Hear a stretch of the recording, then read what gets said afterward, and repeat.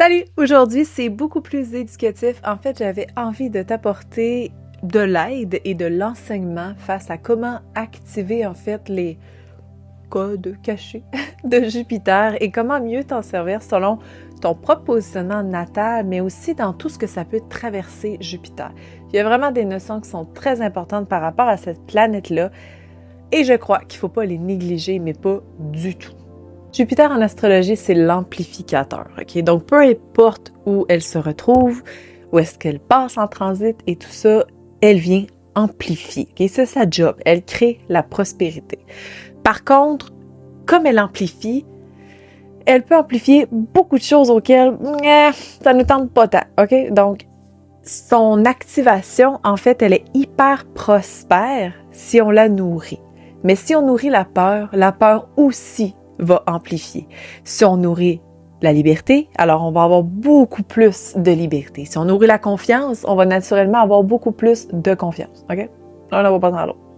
Par contre, Jupiter, on a une tendance à s'asseoir dessus puis se dire « Elle amplifie mon secteur de carrière, donc je vais la laisser faire, puis ça va le faire. » Non, c'est pas le top de chez top. OK? Il faut vraiment faire en sorte de l'activer et de la comprendre. Et l'un ne va pas sans l'autre. Tant qu'à moi, là, on peut avoir des placements et de l'autre côté, il y a la lumière et il y a l'ombre. Il y a les deux côtés qui viennent s'harmoniser ensemble, disons-le comme ça, pour faire en sorte d'encore plus avoir de prospérité.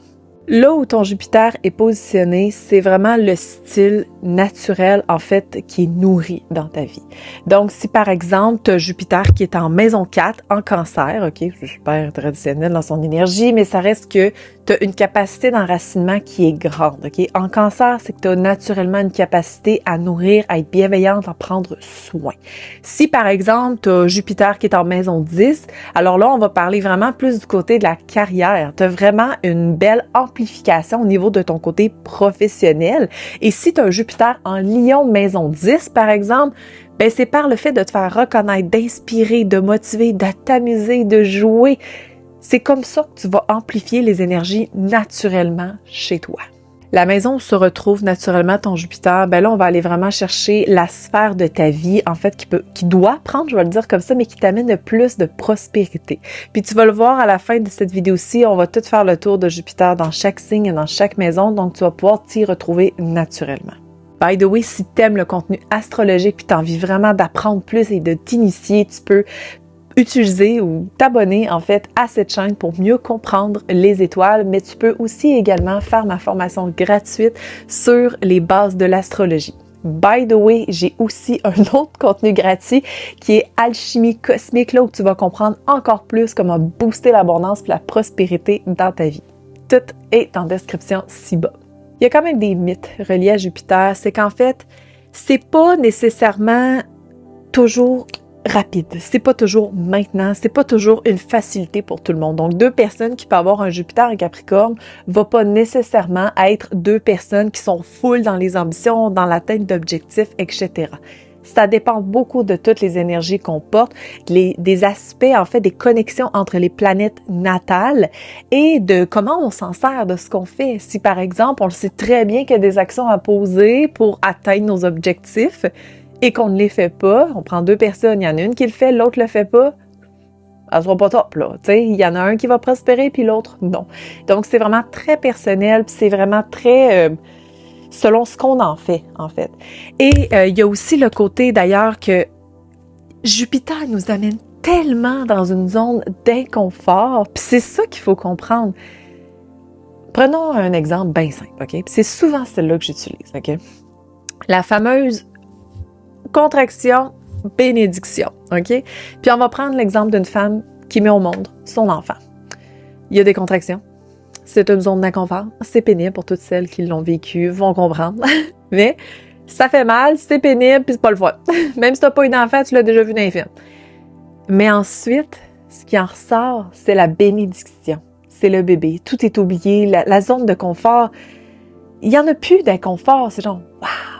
OK? C'est ça l'effet jupitérien, en fait, pour la prospérité. C'est de se sentir contrainte, c'est de se sentir « oh ». Puis après ça, wow! C'est magnifique. Puis c'est ça que je veux vous compreniez. Donc, dans toutes les énergies que tu portes ou vous portez, peu importe, là, vous-tu, là, c'est comme ça, je veux mettre. Ça fait en sorte, justement, d'aller voir comment tu peux mieux prospérer à travers l'énergie naturelle qu'elle porte et comment, selon la sphère où est-ce qu'elle se retrouve, tu vas pouvoir mieux comprendre.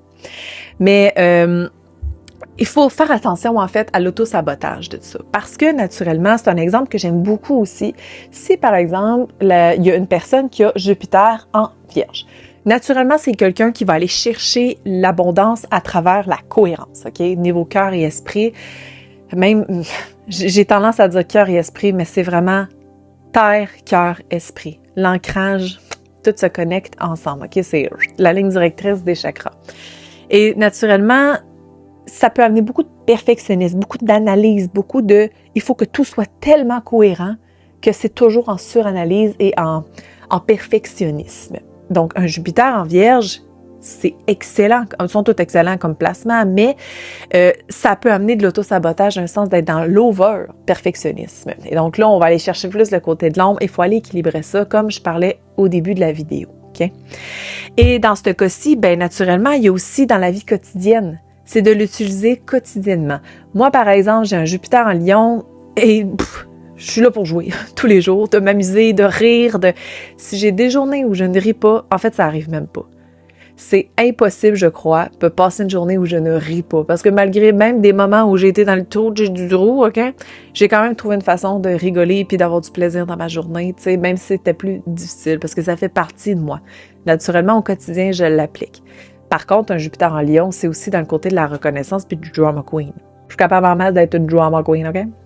J'exagère un peu souvent. Un autre point très important que je trouve, c'est les transits jupitériens. Puis d'ailleurs, pense à t'abonner à ma chaîne parce que bientôt, je vais sortir une vidéo sur Jupiter en Cancer. Le 9 juin prochain, elle change de signe. Ça fait plus d'1 an qu'on est dans le signe du Jupiter en Gémeaux. Ça va vraiment changer les choses, puis transcender beaucoup de choses. Parce que justement, ces transits, peu importe où est-ce qu'elles se retrouvent, on peut aller focusser sur l'énergie du Cancer de notre charte et vraiment voir, en fait, où on va prendre de la prospérité, en fait, puis vraiment où on va amplifier les énergies. Mais bref, je t'en reparle dans cette vidéo prochaine. Bon, des erreurs qu'on fait tout le temps, OK? Puis ça, on est humain, là, ça vient avec nous, là, quand même, mais de croire, en fait, que tout va arriver tout seul, c'est pas une possibilité. Jupiter ne fonctionne pas comme ça. Il y a toujours, si on revient à l'exemple de la femme qui met au monde son enfant, OK? Ben, il faut pousser. C'est comme ça. Puis peu importe la situation, que ce soit césarienne ou... Il y a quand même quelque chose qui vient avec, OK? Qui amène quand même une sortie d'inconfort. Donc, ça va pas arriver comme ça. Il faut la provoquer, la stimuler, la nourrir.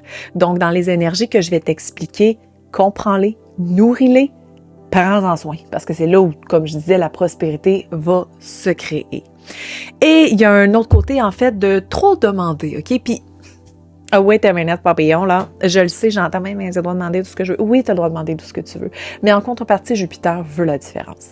Donc, si, par exemple, tu demandes... regarde, très simple. T'as un Jupiter en Capricorne, puis tu vas atteindre tes objectifs, tu vas être riche. OK, on va y aller comme ça. Très traditionnel. Et tu manifestes, je veux de l'argent, je veux de l'argent, je veux ci, je veux ça. Tu veux tout, mais tu ne fais rien. Oublie le projet, là. Il n'y a rien qui va se passer, ça. Là. Fait que, tu sais, c'est vraiment le concept de tu veux avoir, donne. Donne et tu recevras. Simple de même. Donc, on va y aller maintenant avec les placements jupitériens dans les signes et maisons, parce qu'on va les faire en même temps, ça revient un petit peu au même. Ça se ressemble beaucoup, OK? Donc, si par exemple, j'ai un Jupiter en Bélier, je vais aussi nommer Jupiter en maison. Donc là, ta job, en fait, c'est d'aller sur mon site web pour justement aller générer ta carte du ciel si tu ne l'as pas en main. Si tu l'as, tu connais ton Jupiter dans ton signe, en fait, et dans ta maison, you go girl, c'est parfait. Mais sinon, dans la description, en fait, tu peux aller générer ta carte du ciel pour savoir de quoi est-ce que je te parle, puis de savoir vraiment qu'est-ce qui s'applique à toi. Si tu as Jupiter en Bélier et en maison 1, donc là, naturellement, c'est que tu es quelqu'un qui est tellement dans la conquête, dans l'initiative, dans l'ambition, dans « let's fucking do it », OK? C'est de la propulsion. Et là, je fais une petite parenthèse, je ne parlerai pas des Jupiters en rétrograde parce que ça change la donne. J'en parlerai plus tard dans une autre vidéo. Mais naturellement, si tu as Jupiter en maison 1, c'est que tu es un leadership leader, peu importe, tu as du leadership qui est très proéminent et très de l'avant, OK? Si, comme je disais, tu as ce placement-là, ben naturellement, c'est que tu as un boost de confiance qui est beaucoup plus fort que les autres puis qui peut faire en sorte que dans ta façon d'avancer, tu dois utiliser ces systèmes-là, en fait, ces énergies-là pour pouvoir vraiment aller de l'avant. Là où c'est plus complexe, c'est justement dans l'opposé. On peut naturellement ressentir une difficulté à devoir se mettre à l'action justement puis de vraiment faire les choses. On peut vraiment avoir une certaine restriction puis juste d'avoir de la misère avec ça. Ça, c'est la contrepartie. Mais ça reste que c'est très présent et vous portez ça en vous puis c'est vraiment la façon d'avancer puis de faire les choses qui fait toute la différence dans votre prospérité. Ensuite, si on a Jupiter qui est en Taureau, là, on parle vraiment d'un côté beaucoup plus ancré, beaucoup plus pleine conscience, stabilité, routine, pratique. On parle vraiment aussi de quotidien dans le sens que c'est vraiment important de se sentir dans une croissance qui est déterminante, OK? Puis c'est très ancré, c'est solide, mais c'est lent. Tout ça qui porte les Jupiters en Taureau, vous êtes des personnes beaucoup plus lentes, puis je dis pas vous êtes stupides. Non, pas ça que je veux dire, là. Ce que je veux dire, c'est que vous faites les choses beaucoup plus lentement pour que ce soit encore plus durable. Vous êtes des exemples à suivre, en fait. Et si vous avez Jupiter en Taureau ou en maison 2, ben là, on parle vraiment du côté plus... tout le concept des finances, des valeurs, les valeurs, hyper important de les honorer. C'est là où vous amplifiez vos énergies. Sinon, les choses peuvent toutes se perdre. C'est là où vous ne savez plus. Il y a des Jupiters en Taureau qui sont très dépensiers aussi, puis je vais le nommer ou très matérialistes. Ça, c'est l'opposé, c'est l'ombre un peu, OK? Puis attention, là, c'est pas, il y a pas de jugement de qui dépense, si c'est correct ou non, ou quoi que ce soit. C'est pas ça. C'est plus dans le concept de prendre conscience des dépenses, des énergies ou de ce que vous valorisez en tant tout du côté finance. Mais honnêtement, un Jupiter en maison 2 ou en Taureau, j'ai rarement vu quelqu'un qui avait pas la possibilité de faire de l'argent en général. Vous virez sur une scène, puis ça y va. OK. Fait que ça, c'est tout à votre avantage. Jupiter en Gémeaux maintenant, donc ou Jupiter en maison 3. Donc dans ce cas-ci, on parle vraiment d'un potentiel extraordinaire au niveau de la communication, des perceptions, des connexions autour de vous parce que vous êtes là pour connecter. Plus vous connectez ce qui se passe dans votre vie, les sphères, etc., les échanges sociaux, nommez-les toutes, là, ça fait en sorte qu'il y a beaucoup de prospérité, OK? Mais dans ce cas-ci, on peut parler aussi de dispersion. C'est là où il faut faire attention. Puis on peut parler aussi de potin, OK? Les petits ragots ici, là, ceux qui parlent un peu trop. Voilà. C'est quelque chose qui est normal. Parce que ça fait partie de vous, vous voulez échanger, vous êtes curieux, ça vous crée de l'excitation mentale, etc. Puis justement, pour prospérer avec ce placement-là, il faut vraiment que votre mental soit stimulé. Puis pour donner un exemple bien simple, là, ça vous prend des gens aussi stimulants. Donc quand vous interagissez avec les gens, si vous manquez de stimulation, ça le fera pas.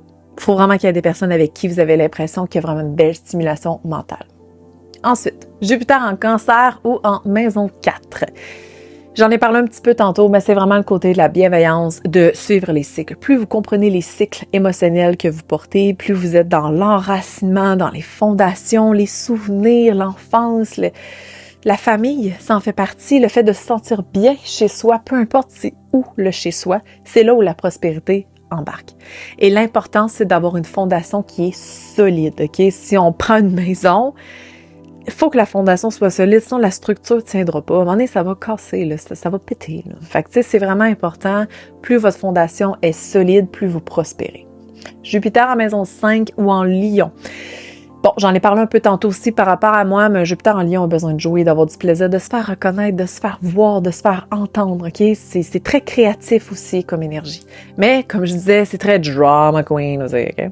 Sauf que le fait d'acquérir son bonheur le plus possible dans tout ce qui est fait, travail, famille, amis, etc., c'est là où la prospérité embarque, la reconnaissance, le fait d'inspirer, de motiver, puis d'être créatif, comme un enfant qui arrive dans une pièce puis dit « je vais te faire un spectacle ». C'est comme ça, en fait, cette énergie-là. Puis c'est vraiment important à le comprendre puis à l'intégrer parce que c'est super important au niveau de se faire reconnaître. Puis de nos jours, c'est très amplificateur aussi, ces énergies-là. On a besoin de se faire reconnaître puis de se faire entendre. On veut prendre notre place puis on a besoin de briller puis c'est normal, on est des humains. Ensuite, Jupiter en Vierge, j'en ai parlé un peu tantôt, ou en maison 6. On parle de perfectionnisme ici puis de vraiment de cohérence terre, cœur, esprit. OK? C'est vraiment important que tout ce que vous créez dans votre vie soit cohérent. il arrive des événements, OK? C'est normal. Il arrive des événements, il arrive des incohérences, il arrive des choses, des fois, ça le fait pas, OK? C'est normal, puis c'est bien correct. Puis justement, il faut faire en sorte de s'équilibrer là-dedans, puis de se trouver une routine ou des rituels qui sont importants. Ce qu'il faut faire attention avec ce placement-là, c'est vraiment le perfectionnisme. C'est vraiment très présent, puis il faut faire attention à ça parce que justement, on peut tomber dans l'over, OK? Over tout. Et on peut s'auto-saboter facilement. Alors, Jupiter en balance ou Jupiter en maison 7? Vous êtes des pros du relationnel et de la collaboration. Normalement, vous avez ce côté-là d'avoir... Puis j'ai rarement vu, puis même je pense, des gens qui ont ce placement-là et qui n'ont pas de chance nécessairement en relation. Ils ont tous des beaux cercles sociaux, ils trouvent les bonnes personnes, les bonnes collaborations, puis c'est sincèrement des personnes, je trouve, gentilles, qui ont vraiment ce côté-là très harmonieux avec les autres. Bref, c'est d'un beau placement. Par contre, c'est quand il est en déséquilibre. Un Jupiter en balance, mal balancé, là, c'est très désharmonieux, ça n'arrive pas à avoir d'équilibre avec personne, ils n'ont pas de cercle social non plus, donc il faut vraiment faire attention à ça, puis observer ce côté-là plus amplement pour reconnaître en fait les forces relationnelles que tu portes, OK? Ensuite, Jupiter en Scorpion en maison 8. Ça, là, c'est vraiment un méchant beau, je m'en ai donné un petit sac, là, mais un très beau placement parce que ils sont tous beaux, là, en tout cas. Jupiter en Scorpion, c'est la transformation, c'est le Phoenix Rising. À chaque fois que vous vous transformez, qu'il y a des choses, des défis dans votre vie qui arrivent et que vous en renaissez positivement, puis que vraiment, c'est comme, c'était de la merde, mais on l'a fait, OK? Puis vous en sortez gagnant, c'est là où il y a de la prospérité puis de l'amplification, OK? Par contre, un Jupiter en Scorpion a besoin d'être seul, puis il faut qu'il fasse attention au côté dark side, en fait. Tu sais, vraiment le côté plus mesquin, plus contrôlant, plus possessif, plus obsessionnel aussi. Ça, c'est normal. Plus de choses qui arrivent, là, c'est correct. C'est que vous voulez tellement réussir, transformer, vous percevez les choses différemment que naturellement, ben ça amène tout ça. Carrément. OK, Jupiter en Sagittaire ou en maison 9. Bon, Jupiter se retrouve dans son signe ou dans sa maison.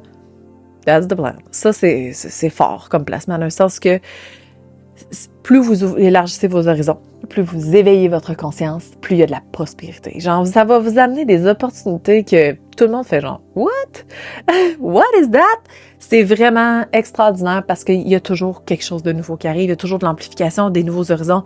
Mais si vous avez une fermeture d'esprit et un optimisme à chier, ça le fera pas. Il faut vraiment faire en sorte d'avoir un optimisme qui est positif, le fait de se placer ou peu importe, de reconnaître en fait le pouvoir que vous portez face à tout ça. Vous pouvez élargir nos horizons, puis vous pouvez faire en sorte de faire évoluer le monde différemment dans toutes vos formules de pensée. Vos croyances, votre philosophie est tellement importante. Jupiter en maison 10 ou en Capricorne. J'en ai parlé un peu tantôt, mais je vais en reparler un peu plus amplement. Jupiter en Capricorne, c'est vraiment un besoin fondamental de se réussir, en fait, dans sa carrière. De peu importe la carrière, on s'en touche, là, que vous soyez mère à maison ou non, on s'en fout, c'est un objectif, un rôle que vous incarnez. Le rôle que vous incarnez, en fait, est primordial pour vous. Et ça va avoir vraiment un beau potentiel, en fait, je vais le dire comme ça, dans tous les aspects de votre vie et votre structure va être solide. Tantôt, je parlais de fondation, là, ben, il y a la structure aussi qui vient en ligne de compte, qui est hyper positive là-dedans. C'est vous autres qui mettez le clou, puis let's go, si on y va. Okay? C'est ça qui est important. Et vous avez, par contre, parfois, dans l'ombre, le côté ambitieux, vraiment ambitieux. C'est genre, mon sac va être 6 fois plus lourd que moi, mais c'est pas grave, ma montagne à montagne, va me rendre. Tandis qu'il aurait pu avoir sur le chemin, mettre l'essentiel. On commence avec ça, puis on verra ce que j'ai de besoin à travers le temps, puis je vais aller chercher ce dont j'ai de besoin. C'est comme un équilibre d'objectifs ambitieux, on va le dire de même, qui fait en sorte de vraiment pouvoir prospérer dans tous ces systèmes-là. Mais j'ai rarement vu quelqu'un avoir un Jupiter en maison 10 ou en Capricorne qui réussissait pas, sauf, comme je disais tantôt, il sait très bien ce qu'il y a à faire, mais il n'y a aucune discipline, puis de la rigidité, de la résistance ou des choses comme ça qui sont très reliées. Jupiter en Verseau ou en maison 11, le pouvoir social, OK? Le pouvoir contributif, collectif, innovateur. Jupiter en Verseau, c'est tellement révélateur, en fait, de notre conscience. C'est vous êtes là pour nous éveiller, mais vous êtes là pour vous éveiller. Le download, là, qu'on appelle, le message que vous recevez sont hyper importants. Ils sont à honorer, pour vraiment contribuer dans ce monde. Vous êtes là pour être dans le collectif, dans les groupes. Là où ça peut être un peu plus tricky, c'est ceux qui ont ce placement-là puis qui se foutent de tout le monde. Parce que oui, j'en ai vu aussi des gens qui se foutent de tout le monde puis qui sont vraiment plus dans le côté comme moi, j'ai pas envie de contribuer, j'ai pas envie d'aller de l'avant avec ça, je m'en fous. Mes projets, bon, je m'en fous. Ou il y a le côté aussi d'être énormément dans le débat, OK? Oubliez aussi. Beaucoup, beaucoup débattif. Puis ça fait en sorte justement que vous passez votre temps à vous battre pour partager votre conscience ou pour que les gens comprennent ce que vous avez à dire. Mais au final, c'est pas la bonne façon de s'exprimer, par exemple. Et au lieu d'avoir de la prospérité là-dedans, vous fermez tout ce qui peut être, OK? Et ce que j'ai envie de dire par rapport à ça, c'est que soyez dans l'ouverture, soyez en travail de groupe, collaboratif, puis comprenez les points de vue de tout le monde. Ça va tellement faire évoluer, en fait, votre propre conscience que vous allez avoir des sparks, là, tellement, tellement positifs. Ensuite, dernier, Jupiter en maison 12 ou en poisson. Là, on parle de l'inconscient, là. Avoir un Jupiter dans ces placements-là, il n'y a aucune limite. Il n'y a pas de limite. C'est tellement dans le sens que ça touche l'inconscient, mais ça touche l'intemporel. Il n'y en a plus de temps. Tout est possible. Il n'y a rien de calculé. C'est un poisson dans l'eau, puis tiens, fais ta vie. Il va aller partout. Il va aller rejoindre des groupes. Il va aller tout seul un peu plus. Il va revenir dans un autre groupe. Il va garder son groupe toute sa vie. Tu sais, c'est pas calculable. C'est vraiment tellement intuitif, mais c'est parce que ça touche l'inconscient. Là où on s'entend, qui est capable d'expliquer vraiment l'intuition ici, là? Tu sais, hein, on y pense. C'est compliqué à expliquer parce que c'est un ressenti, c'est ça, même moi, je pourrais l'expliquer, mais tu sais, je le ressens, je le sais ce que c'est. Mais de l'expliquer en mots, c'est plus complexe, OK? Donc, c'est ça l'énergie de Jupiter en poisson. C'est vraiment d'avoir la capacité de suivre son intuition pour prospérer, tu sais. Puis dans la maison 12, c'est de suivre la capacité de son inconscient. Qu'est-ce qu'inconsciemment vous savez que vous devez faire? Point barre. Alors voilà, ça fait le tour pour toutes les énergies. Je te suggère de t'abonner si ce n'est pas déjà fait, de partager cette vidéo parce que ça m'aide énormément à me faire connaître encore plus puis à prospérer justement dans mes propres énergies à moi. Et si tu as bien évidemment envie, je te suggère de participer à mon atelier cosmique sur la conscience et l'inconscience des planètes. C'est totalement gratuit. Tout est en description si tu veux les détails de tout ce que j'ai dit dans cet épisode. Puis sinon, on se dit à bientôt!